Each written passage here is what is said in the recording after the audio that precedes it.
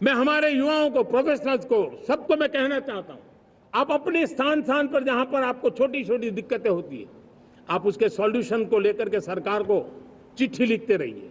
सरकार को बताइए कि बिना कारण की कठिनाइयां है, उसको दूर करने से कोई नुकसान नहीं है। मैं पक्का मानता हूं आज सरकारें संवेदनशील है। हर सरकार, स्थानीय स्वराज्य की संस्था होगी या राज्य सरकार होगी या केंद्र सरकार होगी, उसको तवज्जो देगी। गवर्नेंस में रिफॉर्म्स, ये हमें विकसित भारत 2047 के सपने के लिए हमने उसको जोर लगा करके आगे बढ़ाना होगा, ताकि सामान्य मानवीय के जीवन में अवकाश ही अवकाश पैदा हो, रुकावटें खत्म ही खत्म होती चली जाए। नागरिकों का डिग्निटी ऑफ सिटीजन, नागरिकों के जीवन में सम्मान मिले। डिलीवरी के संबंध में कभी किसी को ये कहने की मोहब्बत ना आया कि ये तो मेरा हक था, मुझे मिला नहीं, उसको खोजना न पड़े। सरकार के गवर्नेंस में डिलीवरी सिस्टम को और मजबूती चाहिए।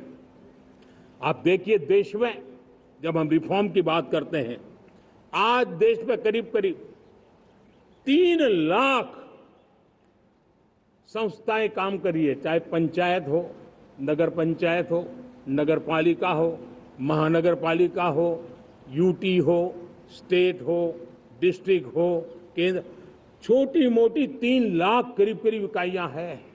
अगर ये हमारे 3 लाख इकाइयों को मैं आज आह्वान करता हूं कि अगर आप साल में अपने स्तर पर जिन चीजों की जरूरत है सामान्य मानवीय के लिए, 2 रिफॉर्म करें।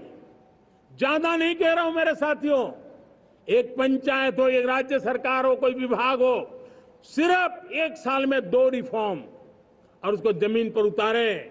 आप देखिए, हम देखते ही देखते 1 साल में करीब करीब 25-30 लाख रिफॉर्म कर सकते हैं। जब 25-30 लाख रिफॉर्म हो जाए, तब सामान्य मानवीय का विश्वास कितना बढ़ जाएगा, उसकी शक्ति राष्ट्र को नई ऊंचाई पर ले जाने में कितनी काम आएगी।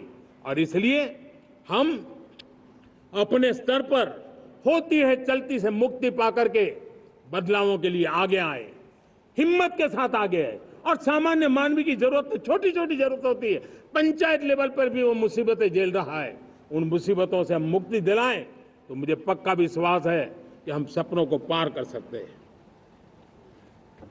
मेरे प्यारे देशवासियों, आज देश आकांक्षाओं से भरा हुआ है। हमारे देश का नौजवान नई सिद्धियों को चूमना चाहता है, नए नए शिखरों पर वो कदम रखना चाहता है। और इसलिए हमारी कोशिश है हर सेक्टर में कार्य को हम गति दें, तेज गति दें, और उसके द्वारा पहले हम हर सेक्टर में नए अवसर पैदा करें। दूसरा, ये बदलती हुई व्यवस्थाओं के लिए जो सपोर्टिव इंफ्रास्ट्रक्चर चाहिए, उन इंफ्रास्ट्रक्चर पर हम बदलाव के मजबूती देने की दिशा में काम करें। और तीसरी बात है, नागरिकों की मूलभूत सुविधाओं के विषय में हम प्राथमिकता दें, उसको बल दें।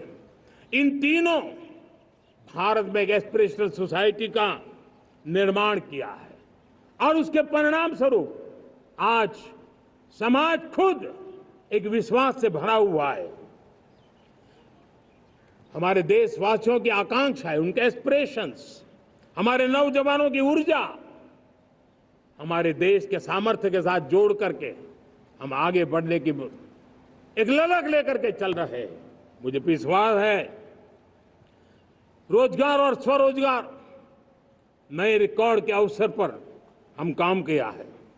प्रति व्यक्ति आज आय दोगुनी करने में हम सफल हुए हैं। ग्लोबल ग्रोथ में भारत का योगदान बड़ा है। भारत का एक्सपोर्ट लगातार बढ़ रहा है। विदेशी मुद्रा भंडार लगातार बढ़ा हुआ है, पहले से 2 गुना पहुंचा है। ग्लोबल संस्थानों का भारत के प्रति भरोसा बढ़ा है। मुझे विश्वास है भारत की दिशा सही है, भारत की गति तेज है और भारत के सपनों में सामर्थ्य है। लेकिन इन सबके साथ संवेदनशीलता का हमारा मार्ग हमारे लिए ऊर्जा में एक नई चेतना भरता है।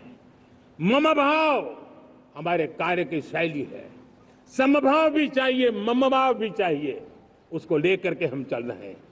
साथियों, मैं जब कोरोना काल को याद करता हूं, कोरोना की वैश्विक महामारी के बीच सबसे तेजी से इकोनॉमी को बेहतर बनाने वाला कोई देश है तो वो देश भारत है।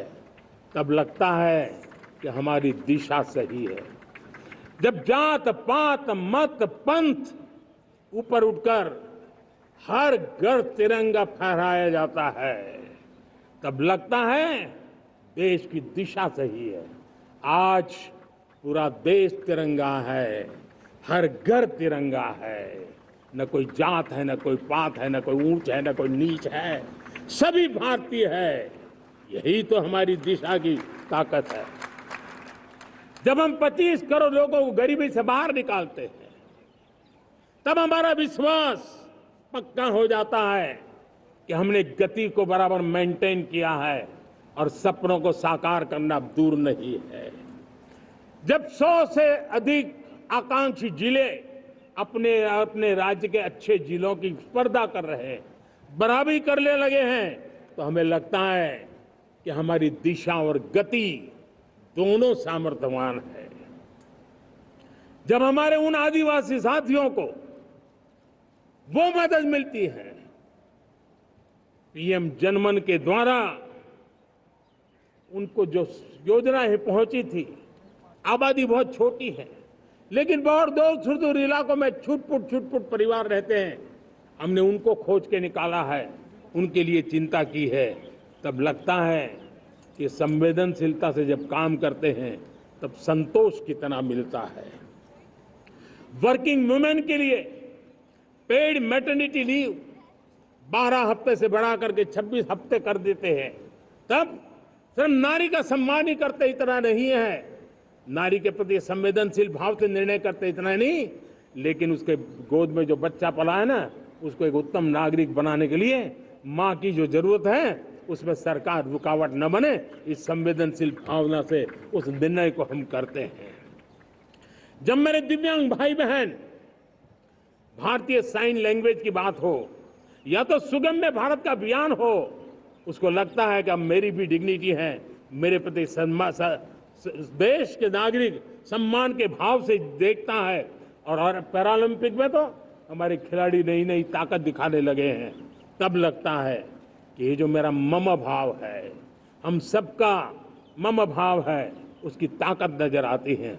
हमारे ट्रांसजेंडर समाज के प्रति हम जिस संवेदना के साथ निर्णय बना रहे हैं, हम नए नए कानून बना रहे हैं, उनको सम्मान का जीवन देने के लिए हम प्रयास कर रहे हैं, तब बदलाव की हमारी दिशा सही दिखता है। सेवा भाव से किए गए इन कामों का